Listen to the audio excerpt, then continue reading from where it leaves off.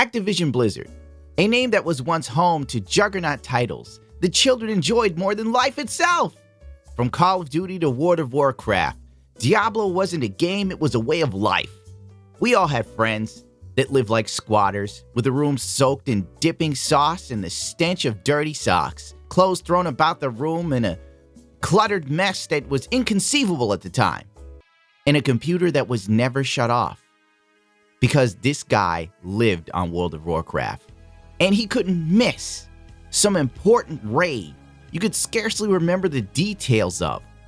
But the way he described it, it was the most epic thing you could ever be a part of. But as a filthy console peasant at the time, I could only imagine the tales he had to tell, the flying mounts that he spoke of. If there was a god, I'm sure he lived on World of Warcraft. Hell, World of Warcraft was so big, people met on the damn site and got married. Well, it's not a site, it's a game, you know what I'm saying. For a time, in the early 2000s, World of Warcraft was like the hugest thing ever. Call of Duty. For those of us who still have a nutsack attached to our body and know how to trash talk with the best of them, we remember the Call of Duty Modern Warfare 1 and 2 lobbies. There was one rule and one rule only. You either nut up or you shut up. You better watch out, you don't really know who you're dealing with. The bygone era of testosterone allowed to run wild and free, like little ponies grazing on a toxic field of grass and broken Xbox controllers. The halcyon days of gaming. Activision Blizzard became like any other soulless corporation, pumping out yearly releases with all the soul of Sniper Wolf videos, and as much greed as Big Daddy Phil. I need that money, I really do. I need that money to pay my bills. Call of Duty was no longer the yearly event we all looked forward to and stayed outside for the midnight releases of. It then became a world-weary whore, turning tricks for microtransactions. And don't get me on to how even back in the days of Modern Warfare 2, Activision had no bones about screwing over developers, which led to the real Infinity Ward leaving, and I boycotted Activision for years. Up until recently when Ziltex forced me to play some Activision games. The original Infinity Ward ran off to start Respawn Entertainment. Respawn did Apex Legends, Titanfall 1 and 2. Didn't they do like that Star Wars game that was actually pretty good? And they're now in charge of Battlefield, ironically. Dear ladies and gentlemen, we come to the part of the program which is always my favorite because it means something. I'd like to thank Surfshark for sponsoring this video. Surfshark is great for browsing the internet privately, hiding your location for those pesky trackers. Because let's face it, from Google to Facebook, they're tracking your every move and even your purchasing habits, blocking unwanted ads and malware that attach themselves to your browser history like deer ticks. It's great to keep yourself safe while using public Wi-Fi. I forgot to mention, it keeps your search history private, you filthy little degenerates. You can also use this on your PC, phone, and gaming consoles. If only you could VPN your ex-girlfriends. Surfshark even goes the extra mile by writing a blog that explains to you how you can even save money on airline tickets using a VPN. This is crazy. I didn't know you could do this. Let's not forget, you could use Surfshark to watch region-locked content. Wink, wink. Click the link in the description or use the code IT'SAGUNNAM to find out how you can save 83% and get 3 months off for free. And guess what? If you don't like it, there's a 30-day money-back guarantee. You can't lose. Blizzard was no stranger to being ass backwards either, from allowing World of Warcraft to lose its status as the #1 MMORPG in the world to games like Final Fantasy XI, which I loved by the way, and Final Fantasy XIV, which I probably should get back into, to pissing off the Diablo fanbase by releasing the Diablo mobile game, which led to the greatest moment in meme history. No more. We'll be back here on the Mythic stage in just a few minutes. For those of you who are here at BlizzCon, thank you. We are going to have...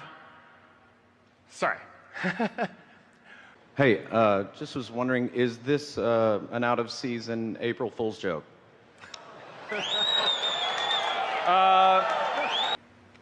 Is there any plans to make this playable on PC, or is this strictly mobile forever? Are there any? The current plan is to be on mobile, both Android and iOS. We don't have any plans at the moment to do PC. Do you guys not have phones? Yeah, you guys all have phones, right? Bitch. Dude, don't even get me started on Overwatch. I used to love Overwatch. Then its focus wasn't on gameplay, fixing matchmaking, or bugs, piss poor textures. Their focus solely became on pandering to the Twitter audience, whose only concern revolved around representation and fanfiction. Blizzard was releasing characters off the trot that were completely and utterly broken and had balance issues. And for some reason, when a character came out, it was very important to let us know about their sexuality. It was like a point of the presentation. Jeff Kaplan was a man who looked like he didn't drink soy. He had it infused into his bloodstream so he didn't miss a single drop.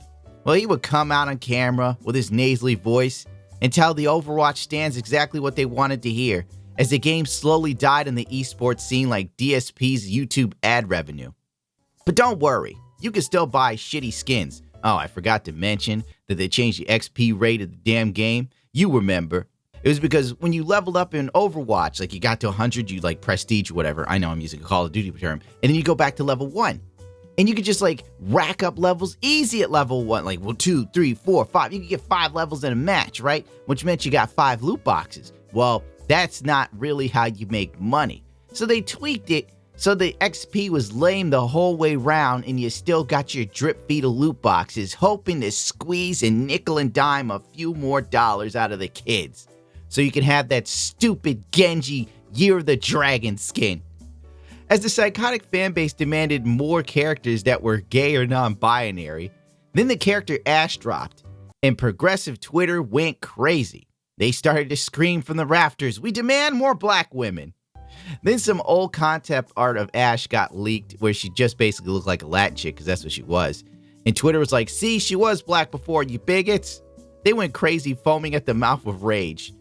To appease the mentally deficient masses that cared about nonsensical issues in the damn game, during Gay Pride Month, Activision Blizzard came out to let you know Soldier 76 was gay. In his time off, he would go to Ram Ranch in between busting heads with those filthy little criminals of the street.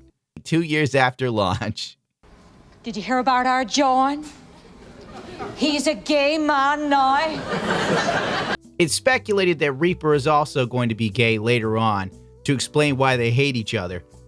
Because Lord knows, it couldn't just be that Reaper hated the dude. Maybe Reaper was a major homophobe. Hate crime. Still edit that out.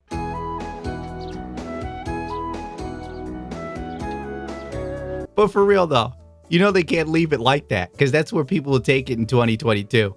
In 2016, we could all just be like, oh well, whatever. Now everything is bigoted.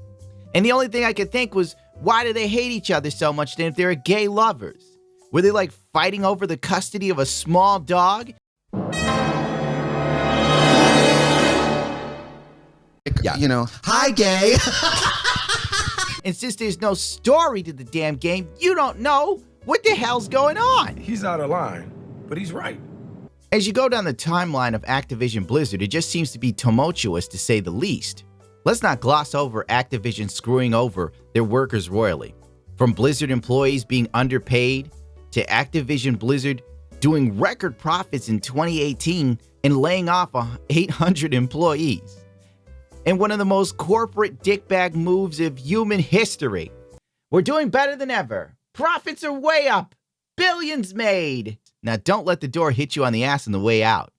Meanwhile, good old Bobby Kotick was overpaid. Even shareholders took issues with the amount of money this man got in his salary. Now check this out. He did take a 50% price cut, and he was still paid handsomely. Speaking of internal issues, let's go down the timeline of what led to this sell.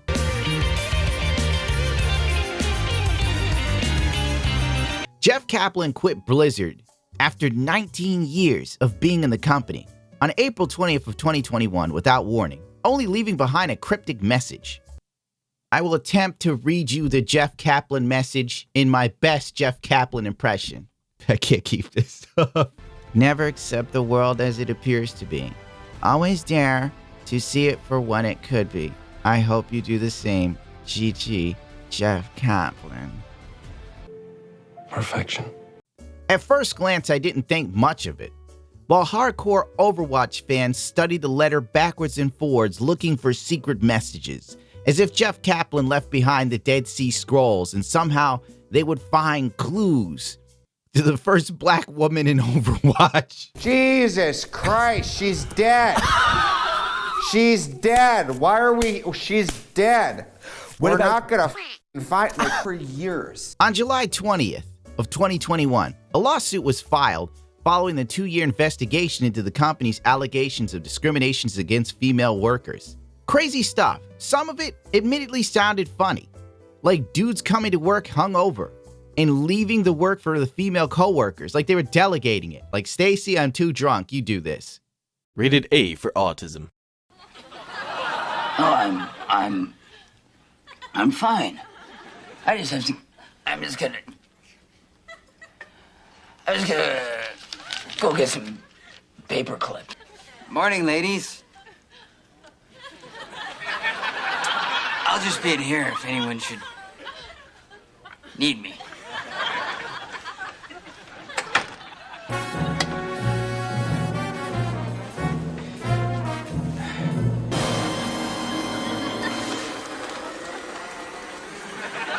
Are you okay in there, Ray?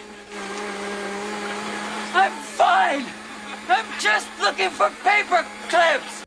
It sounded like an NBC sitcom from the 90s. But then there were crazier things that went on. Like a female coworker was having a relationship with a male superior. I can't say any words that YouTube would find naughty. And apparently naked photos of her got shared around the office, and the girl committed suicide on a business trip. Boy, that escalated quickly. I mean, that really got out of hand fast. It jumped up a notch. It did, didn't it? On July 21st, Activision Blizzard puts out some word salad. It was basically, you know, the typical corporate statement where they kind of just say things like, we value diversity and strive to foster a workplace that offers inclusivity for everyone. There is no place in our company or industry or any industry for sexual misconduct or harassment of any kind. We take every allegation very seriously, and we investigate all claims in cases related to misconduct action. You know, the usual, right? Now, the thing that really upset people about the Blizzard tweet was this. They even had one section where they talked about the girl who committed suicide, but they sort of phrased it in a way where they were like, how dare you bring this up and drag her grieving family through this, right? So it was a really bad look and a move. This only seemed to piss people off even more. Twitter is a pool of piranha, and the second they smell blood, dude, they go into a frenzy, an absolute frenzy. Literally, Twitter can love you one day and hate you the next. But then Activision Blizzard is pretty shit, so it's justified. The next day, July 22nd, Jason Schreier gets a hold of Blizzard president's emails to all his staff and subordinates, addressing the lawsuit. Schreier has blocked me. What? Oh no! So getting these tweets is a little more annoying than usual. The reason why Jason Schreier blocked me is because back when he was fighting with Dr. Disrespect, somebody said, and I quote, "You look like you buy feet pics." So I kind of, I did a video talking about all the Dr. Disrespect drama, but I focused specifically on the feet pics tweet because I thought it was very funny. Jason Schreier has then blocked me for my sense of humor. How could he do this? We're both respectable journalists. On July 23rd, now check this out, Francis holds a listening session via Zoom with women that work at Activision Blizzard.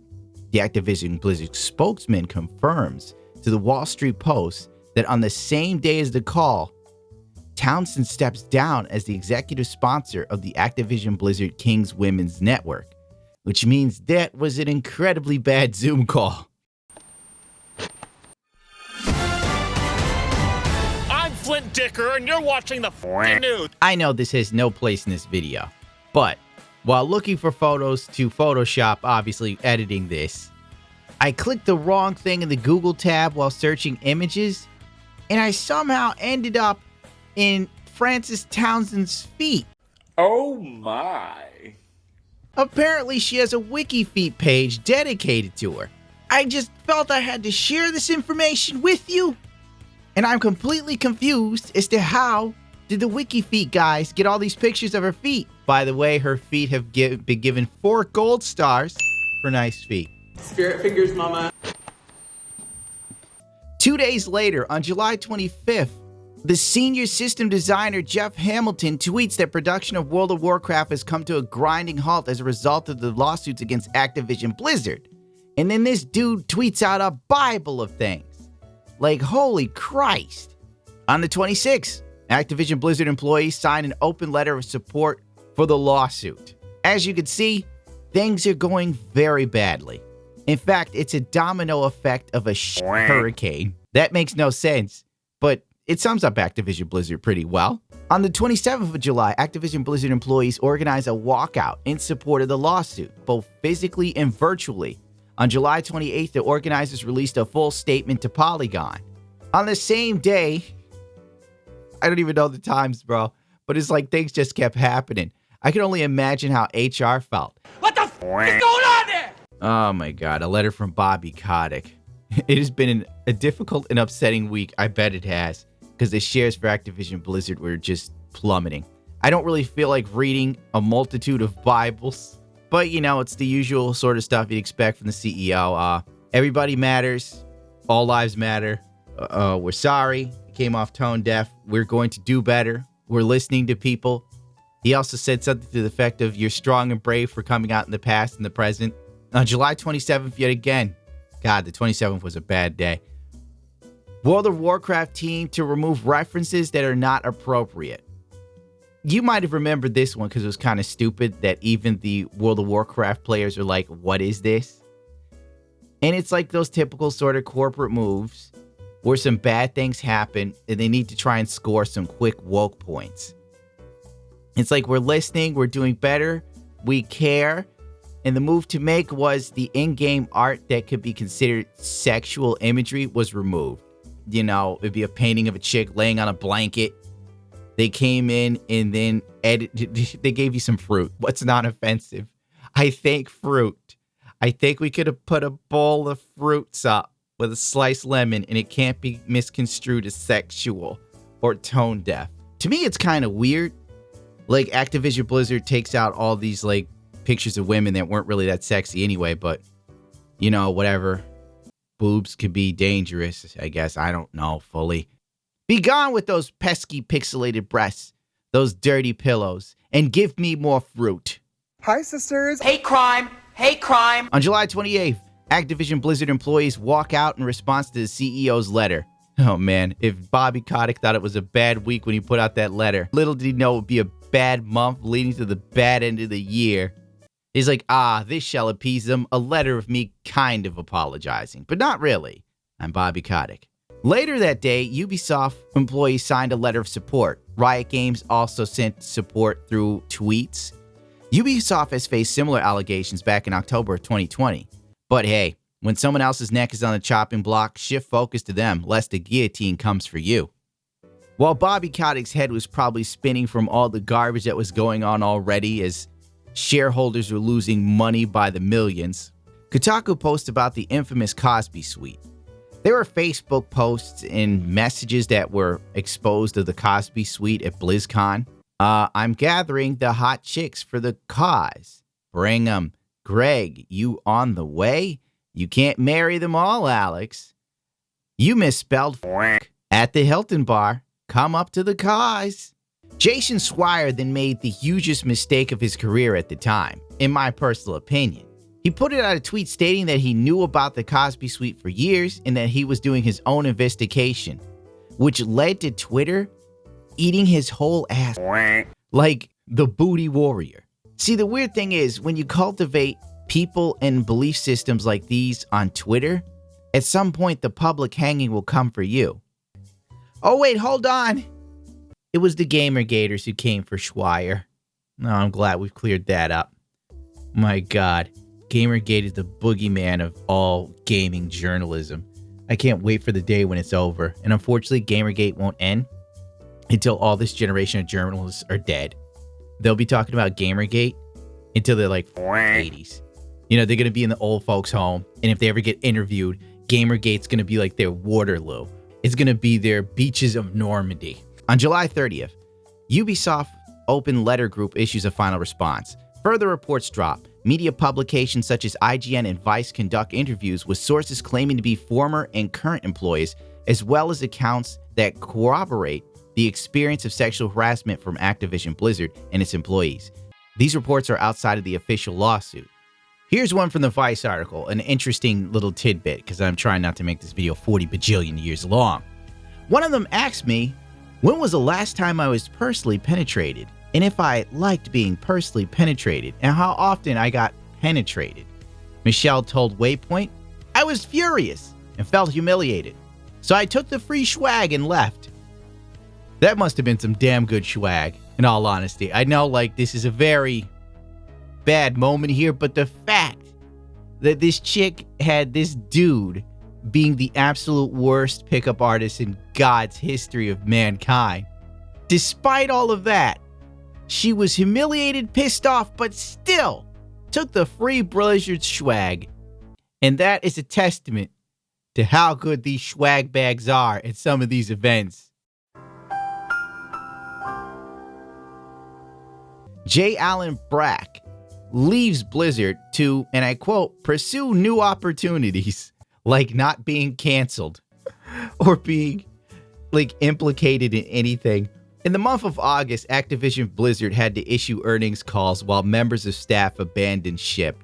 Nothing says to a shareholder your money's fine like everybody in a position of power immediately leaving as fast as they can. Oh my God. On August 3rd, the vice president of HR left the company. That was inevitable. I'm surprised the person in HR lasted that long after all of these allegations started. Like, really. That HR person probably hung in there for as long as they could. Investors file a class action lawsuit against Activision Blizzard on the same day.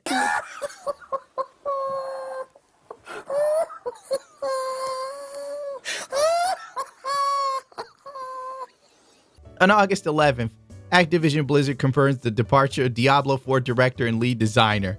On August 26th to the 27th, references to developers removed from World of Warcraft and Overwatch. Jesse McCree is now some other name. Cole Cassidy is some crap. Which ironically, Cole Cassidy was the name of a female porn star. I'm not joking. It just goes from bad to worse.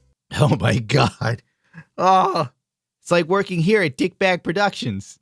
On August 28th, the World of Warcraft team announces that Shadowlands Update 9.15 will improve the game's environment for the community, including additional changes to some content to better reflect our shared values, better visibility into the impact of your in-game reports of harassment, and more serious penalties for people engaging in disruptive behavior.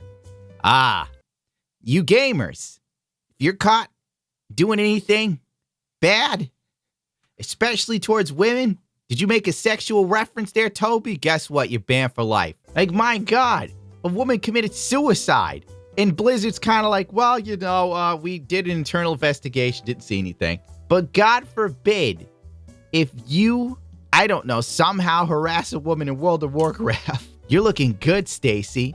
Your orc female is real hot. What is she wearing under that armor? You're reported, bigot. On September 14th, Activision Blizzard employees accused the company of union busting. Not surprising. On September 20th, Bobby Kotick is subpoenaed as part of an investigation. On September 28th, Activision Blizzard settles the new lawsuit for $18 million. The U.S. Equal Employment Opportunity Commission filed a lawsuit against Activision Blizzard following a 3-year investigation into alleged workplace misconduct. For that kind of money, Bobby Kotick can slide his finger down the crack of my ass tonight. On September 29th of 2021, the settlement is being appealed by Activision Blizzard, and nearly 40 employees have exited Activision Blizzard since July of 2021. On October 25th, Activision Blizzard tries to get the lawsuit put on hold, and the judge completely rejected this idea. Bobby Kotick then begins to shoot bullets because this isn't doing his stocks any favors. Now let's talk about Bobby Kotick for a minute. Bobby Kotick is worth damn near $1 billion, something like $800 million.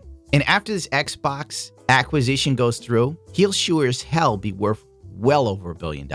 So don't get the idea that I see floating around on Twitter where people are like, Bobby Kotick, they're going to remove him and they're going to put him in jail. It's not happening.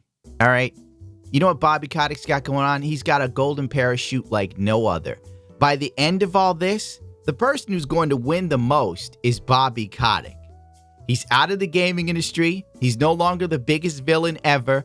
And he walks away with multiple millions of dollars. So don't sit there and think this is some sort of victory against him. Remember, the guys at the top always win. It's assholes like me that seem to get burned by things. During the fallout of public opinion with Activision Blizzard, Bobby Kotick could see that it didn't just hit the fan, it obliterated the fan. He had to make moves, like any good leader of Mafia Don would do. You set up things so you're just fine and everybody else burns.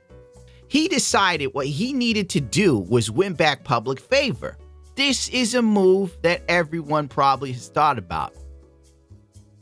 Now, Bobby's big plan to get back public opinion and to move people to his side was to buy Kotaku or PC Gamer. When I think you couldn't possibly be any dumber, you go and do something like this and totally redeem yourself. Because those two sites are loved by the gaming community and aren't seen as a waste of digital space. This is the common tactic of the mega wealthy to control public opinion. I mean, look at Jeff Bezos. But the fact he wanted Kotaku, I almost wish it happened because I would have loved to have seen what would have happened to Kotaku if Bobby Kotick bought it. What would have happened? Like, there's a what if comic for you, Marvel. Like, would all of the super woke people leave Kotaku or would they stay? It would have been the greatest moment in gaming history, for me at least. You know, just to see what these sanctimonious would do. Would they stick to their guns and tell him to eat a dick and leave? Or would they stay and drudge along? But we'll never know. And who was his advisor? Was there anybody there with him like, I don't know, Bobby, a lot of gamers hate Kotaku. If he bought Kotaku, it probably would have turned out 10 times worse.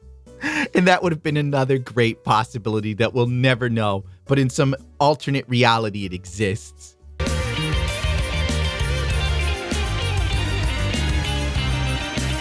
On November 16th of 2021, a string of tweets made the rounds on Twitter, and a lot of information became public knowledge, and it made everybody involved look bad. These tweets were from Ben Fritz.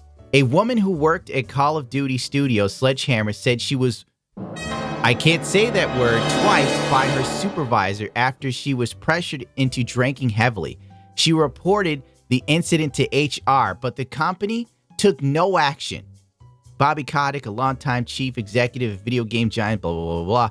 A lawyer, the former employee of Sledgehammer Games, an Activision-owned studio, alleged in an email that her client had been, I can't say it, 2 times struggled, we'll call it, in 2016 and 2017 by her male supervisor after she had been pressured to consume too much alcohol in the office and at work events. The female employee reported the incidents to Sledgehammer's Human Resources Department and other supervisors, but nothing happened according to the email, which threatened a lawsuit against the company.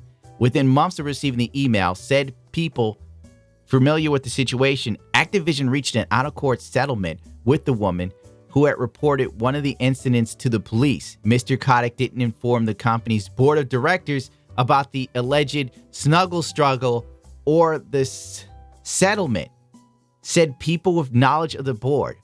Holy Jesus Christ. This isn't just bad. This is career ending. I can only imagine being in HR for Activision Blizzard and seeing this. Like, oh my God. I don't think I'd send in a letter of resignation.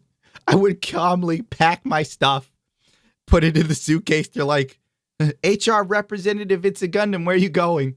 I'm going home. I'm never coming back. Some things have come on my desk. I want no part of this. Just when you thought Bobby Kotick was bad before. Like, seriously. When you thought he was bad. Remember when we were just summer children and we thought Bobby Kotick just sucked because he was a soulless corporate leech that ruined games and refused to pay people who deserved their money. And it turns out he's doing stuff like this. In August, Activision named Jen O'Neill the first female co-head of World of Warcraft studio Blizzard. I don't know why I said that. The next month, she sent an internal email criticizing the company's top management and recounting her own experiences of harassment. Ms. O'Neill said in an email she had been sexually harassed early in her career at Activision and that she was paid less than a male counterpart at the helm of Blizzard and wanted to discuss her resignation. I have been tokenized, marginalized, and discriminated against, wrote Miss O'Neill, who is an Asian woman and gay. She's a minority and gay. HR must have been having a stroke on the floor when this one dropped. Last year, about 30 women who worked at Activision Esports Division sent out a letter to their supervisors saying female employees had experienced numerous instances of harassment. Mr. Kotick was aware of the email according to, and I can't see the rest, son of a bitch. 30 female employees who worked at Activision Esports Division wrote an email to their unit's leader saying female employees have been subject to unwanted touching, demeaning comments, exclusion from important meetings, and unsolicited comments on their appearance. I'd like to note these, like the touching obviously is over the line. But in this day and age, if you say a woman looks good and she finds you repulsive, that's sexual harassment now. You know, just playing devil's advocate. I saw a video of this dude on a live stream and he called this woman Miss and she went crazy. Anyway, if that's what you're doing, I respect it. Well, I appreciate that, miss. But, at any event... What the f*** did you just call me? I said miss. The f*** is wrong with you? You are a creature. Here's another crazy one. Bobby Kotick himself has been accused of mistreating women who work for him, including telling a former assistant in the voicemail that he would have her killed. I'm telling you, Bobby Kotick's like a mob don. In 2006, one of the assistants complained that he had harassed her, including by threatening in a voicemail to have her killed. Saved message Sunday, 7:48 p.m. Bobby Kotick here. Stacy, if you spill my coffee again, I'm gonna have you killed, you knock-kneed bitch. I want those reports on my table by Friday. According to people familiar with the matter, he settled the matter out of court, people said. The Activision spokeswoman said Mr. Kotick quickly apologized 16 years ago for the obviously hyperbolic and inappropriate voicemail, and he deeply regrets the exaggeration and tone of his voicemail that day. In 2007, he was sued by a flight attendant on a private jet he co-owned.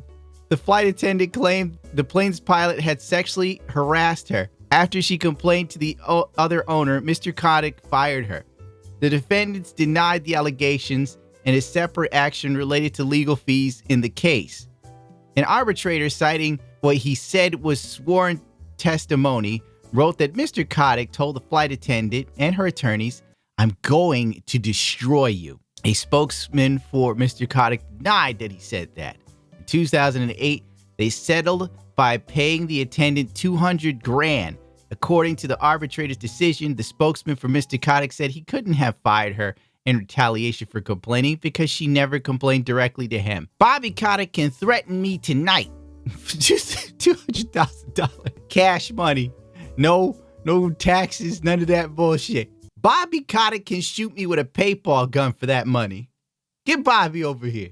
Employees pointed out two reasons for the misconduct at Activision: workplace drinking and the culture in which game studios long operated with little interference in their operations, including HR, in the belief it would help them make hits. So basically, Bobby Kotick was part of the inebriati. Are you people?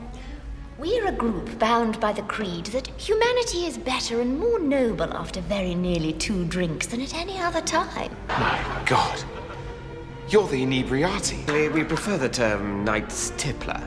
He forged a reputation by acquiring successful development studios behind popular gaming franchises. Mr. Kotick long allowed these studios to operate as independently as possible, which he believed would foster the development of hit games. Former employees at several studios said behaviors such as workplace drinking, comments about women's appearance, and sharing explicit content, and staff-organized trips to strip clubs were common, and he didn't feel comfortable complaining to human resources. The Activision spokeswoman said human resources began reporting directly to the corporate office in 2019, and that the prior setup occasionally allowed some employees to conduct themselves in truly regrettable ways. It does sound fun to be drunk at work. A strip club meeting, I'd show up to that. Like, I got like some sort of thing for the streamies. I paid it no attention. But if the streamies came to me and they were like, Gundam, we're going to a strip club afterwards, maybe I will attend the streaming. Yeah, and then I could have Tiana Maganu, I don't know her name, drop kick me through a window. It'd be a good time for everybody. Now, here's a little tweet from Jason Schreier quoting someone at PlayStation, and they openly condemned everything going on in Activision, which I think may have made Bobby Kotick signing over to Xbox that much easier for him.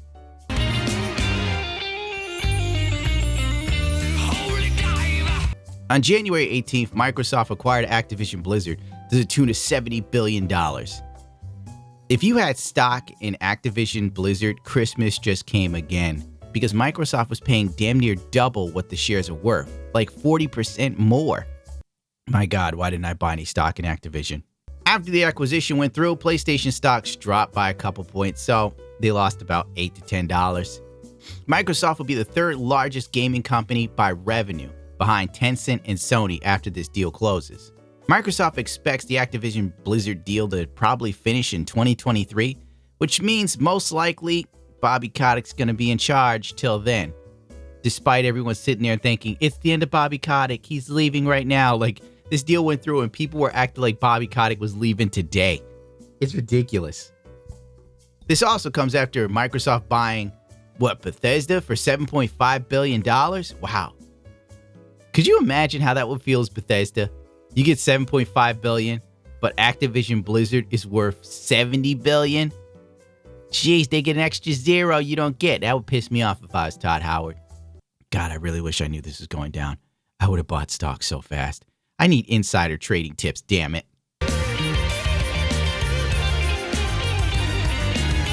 All the major news outlets picked up on this story because it was the biggest thing going on for many publications. Hell, even the Wall Street Journal was so desperate to get someone who was semi into gaming that they decided to talk to Brianna Wu, who's as credible as Darkside Phil. Like, really? What do you make of the fact that Microsoft seems to have given CEO Bobby Kotick, who's been CEO since 1991, a pass on all of these accusations? First of all, Christopher, I want to thank you for inviting me here today. You know, when Gamergate first happened. Oh, my word! Are we back to Gamergate? Oh, what are you going to do? Go. Gamergate. This, Gamergate. That. Brianna Wu, the U.S. could use moon rocks as weapons, Wu.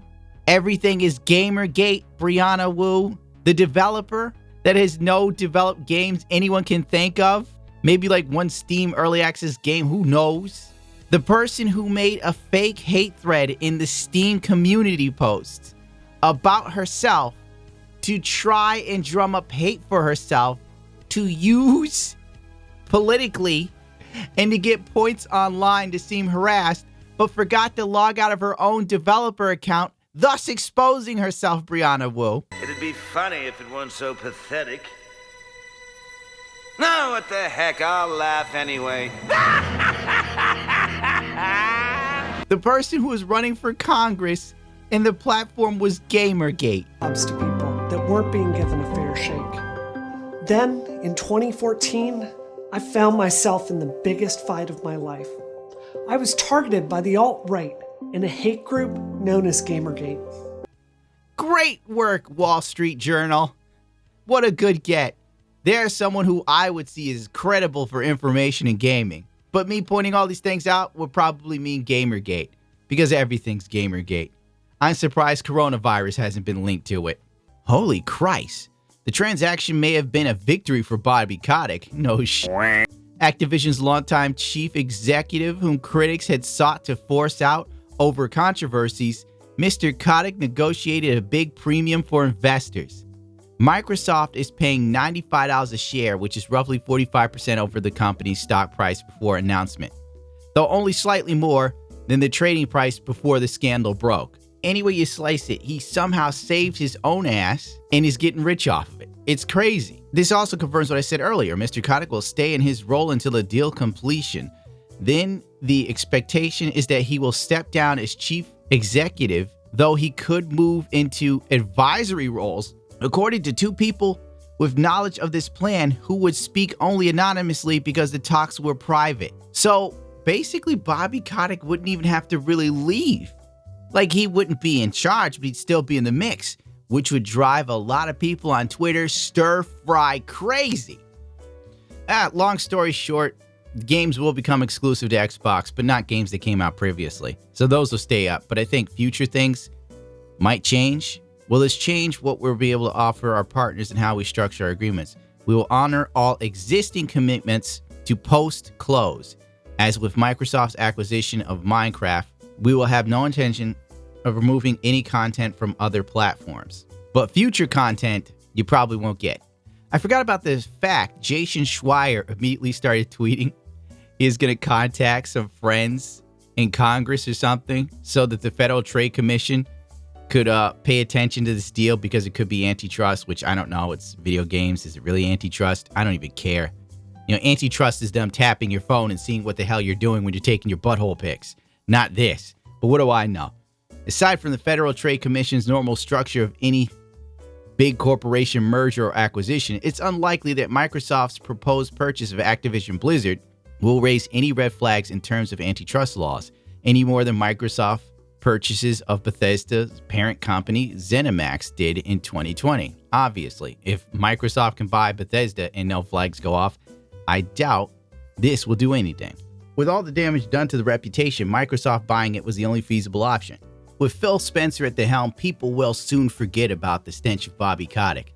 In all honesty, the smart move to do, in my opinion, if I worked at Microsoft, would be to remove Kotick completely.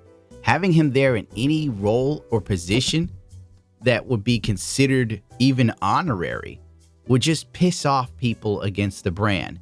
And if they're really looking to revamp, change, and fix things, as Blizzard themselves have said, Blizzard reveals plans to rebuild trust and has exciting new things announced starting next week.